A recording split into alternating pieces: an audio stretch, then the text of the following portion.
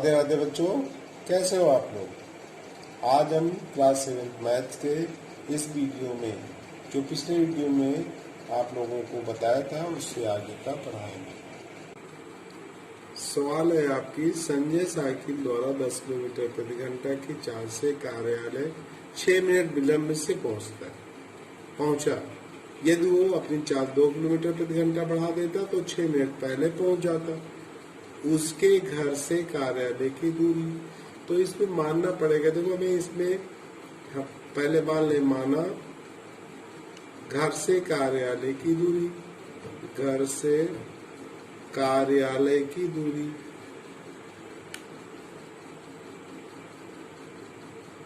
बराबर लिख दिया हमने x किलोमीटर मान लो। अब यहाँ लिखेंगे, देखिए कह रहा 10 किलोमीटर प्रति घंटा के चाल से कार्यालय अगर जाता तो 6 मिनट विलंब से पहुंचता। तो यहाँ लिखिए कार्यालय पहुंचने में लगा समय, कार्यालय पहुंचने में लगा समय। ये समय कब का है? जब वो कह रहा है कि 10 किलोमीटर प्रति घंटा की चाल से कार्यालय 6 मिनट विलंब से पहुंचता। यदि वो अपनी चाल 2 किलोमीटर प्रति घंटा बढ़ा दे तो 6 मिनट पहले पहुंच जाएगा। तो भाई कार्यालय पहुंचने में लगा समय, कार्यालय पहुंचने में लगा समय। इसमें भी कार्यालय पहुंचने में लगा समय।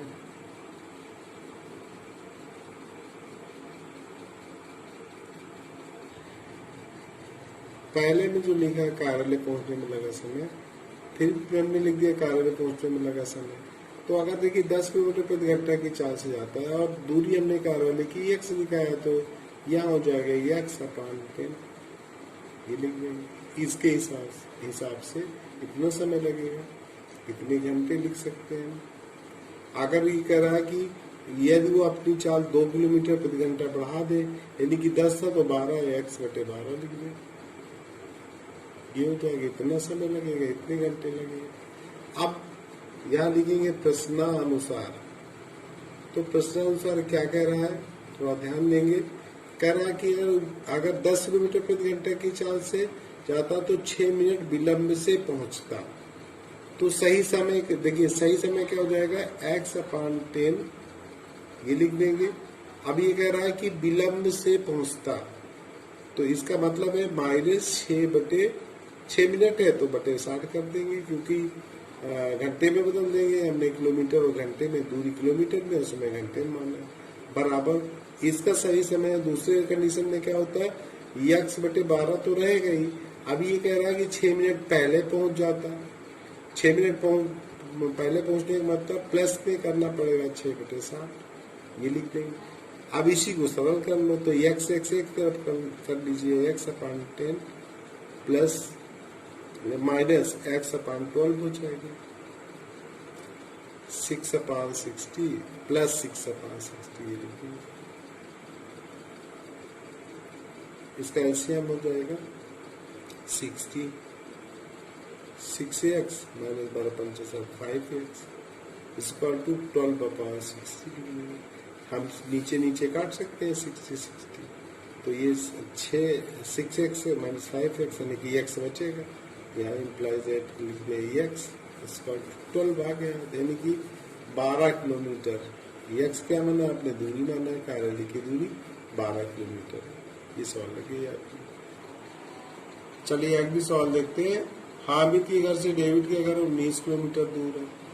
प्रातः 9 बजे यानी कि सुबह 9 बजे एक दूसरे के घर के लिए साइकिल द्वारा प्रस्थान करते हैं, यानी कि चालें विपरीत है इसमें।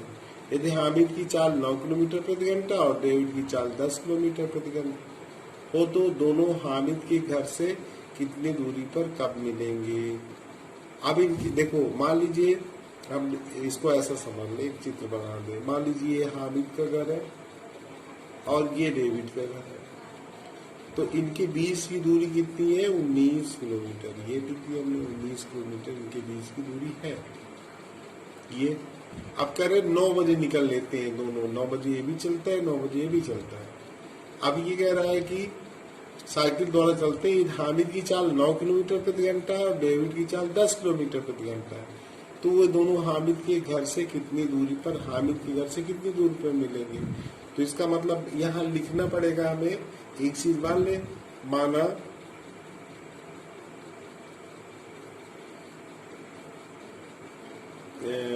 हाँ ये दोनों x घंटे बाद मिलते हैं एक दूसरे को x घंटे बाद। तो इसका मतलब है हामिद के द्वारा जो है x घंटे में चली गई और डेविड की द्वारा 9 घंटे x घंटे में चली गई दूरी, ये 19 किलोमीटर मतलब मिल जाते हैं, नहीं कि मतलब 19 किलोमीटर दूरी तय कर लेते हैं।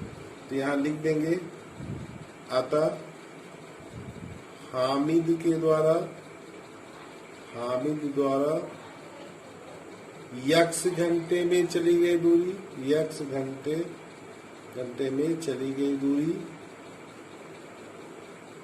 दूरी और प्लस किसके, डेविड द्वारा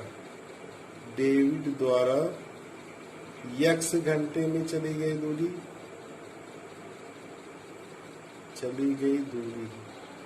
ये दोनों कितना मिला के हो जाएगा 19 किलोमीटर के बराबर हो जाएगा। इम्प्लाइज दैट अब x घंटे में चली गई दूरी, तो देखिए इसका मतलब है ये हमारा हमने क्या माना है, माना नहीं, इन्होंने दिया है कि इसकी चाल कितनी है। हाँ हमने लिखा है, पहले किसका लिखा है, हामिद द्वारा। तो हामिद की चाल क्या है, डेविड की चाल 10 है और हामिद की 9, तो 9x हो जाएगा, 9 गुणे x 9x हो जाएगा।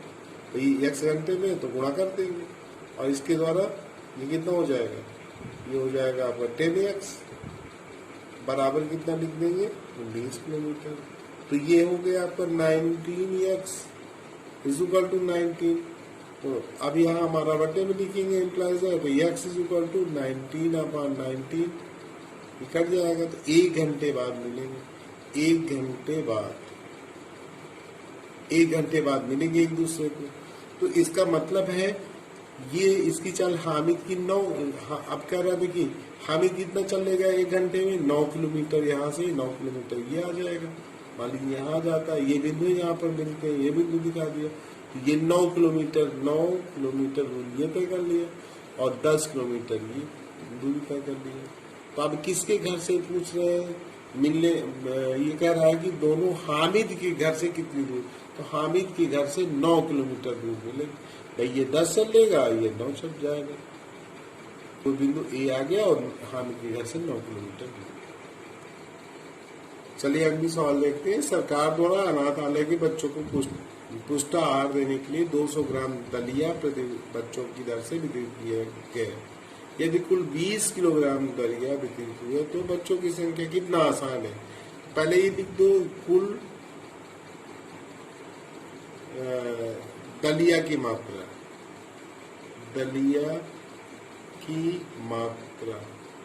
वितरित की गई मात्रा, कुल वितरित की गई, ये वितरित की गई दलिया लिख देना। दलिया की मात्रा कितनी है 20 किलोग्राम। और देखिए जो बच्चों को दी जा रही है वो ग्राम में भी 200 ग्राम दे रहा है, तो इसको भी हम बना लें, 20 है गुणे 1000 से गुणा कर दिए, तो ये भी हमारा ग्राम में हो जाएगा। ग्राम में यहाँ हो जाएगा 20,000 ग्राम हो गए। अब एक बच्चे को 200 ग्राम दलिया दी जा रही है, तो दलिया 200 ग्राम दी जाए तो यहाँ लिखो बच्चों की संख्या, कितना आसान, भाग दे देंगे बच्चों की संख्या, यही पूछा उसने बच्चों की संख्या, तो बराबर यहाँ लिखेंगे 20,000 और एक बच्चे को दी गई दलिया कितनी है, उसकी मात्रा 200 ग्राम है, तो ये जीरो चाहे 200 से 200 पूरा काट दो, 200 करना 200, तो कितने, 1 और 2 जीरो, तो कितने बच्चे हो जाएंगे 100 बच्चे याद रखेंगे। कुल बच्चों की संख्या 100 है जिनको दलिया दी गई। तो आप अगर फेयर कॉपी में लगाएंगी तो आप लिख दीजिएगा, यहाँ लिखिएगा वितरित की गई कुल दलिया बटे एक बच्चे को दी गई दलिया, किसके बराबर? बच्चों की संख्या बराबर। फिर इसके बाद मान रख के आप लगाएंगे।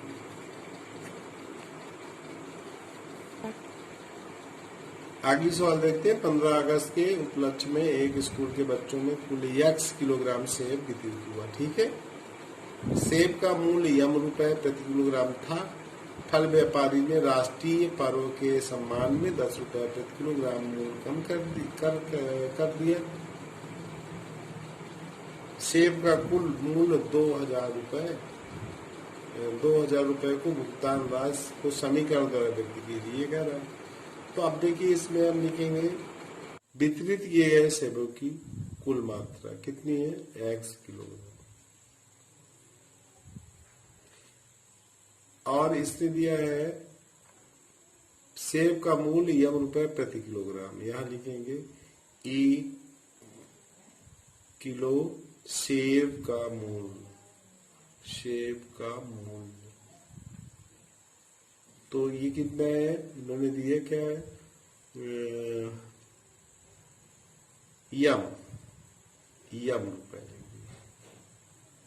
₹रुपए। अतः कुल सेबों का कुल मूल्य कितना हो जाएगा? तो गुणा कर देंगे, एक का मालूम है तो x इंटू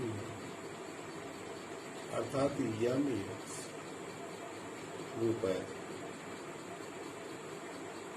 x रुपए आ जाएगा। अब ये कह रहा है कि राष्ट्रीय पर्व के सम्मान में ₹10 प्रति किलोग्राम मूल्य कम किया। तो यहां लिखेंगे मूल्य में कमी के बाद कुल मूल्य। तो अब मात्रा तो वही है, केवल ₹m मूल्य था। 1 किलो सेब का मूल्य तो ₹10 कम कर दिए, तो m-10 कर देंगे, ₹10 कम कर दिया। और सेबों की कुल मात्रा तो x किलोग्राम है, x कर देंगे। तो ये हो जाएगा, इसको ऐसे भी लिख सकते हैं x इंटू m-10, इतने रुपए हो जाएगा। अब यहाँ लिख देंगे प्रश्नानुसार कह रहा है समीकरण में दिखाना है, तो प्रश्नानुसार ये लिख देंगे। क्या कह रहा है? तो अब ये किसके बराबर है ये बता रहा है, तो m-10 x into m-10 to कितना था? ₹2000। ये दिखा देंगे, ये आपका समीकरण है और कुछ भी नहीं करना था इसमें, इसको केवल समीकरण में दर्शाना। राधे राधे बच्चों, आप लोग सवाल लगाइए, जो सवाल नहीं आती है उनको मेरे नंबर पे पूछ लीजिए, तो अगले वीडियो में मैं सवालों को बताऊंगा। राधे राधे बच्चों।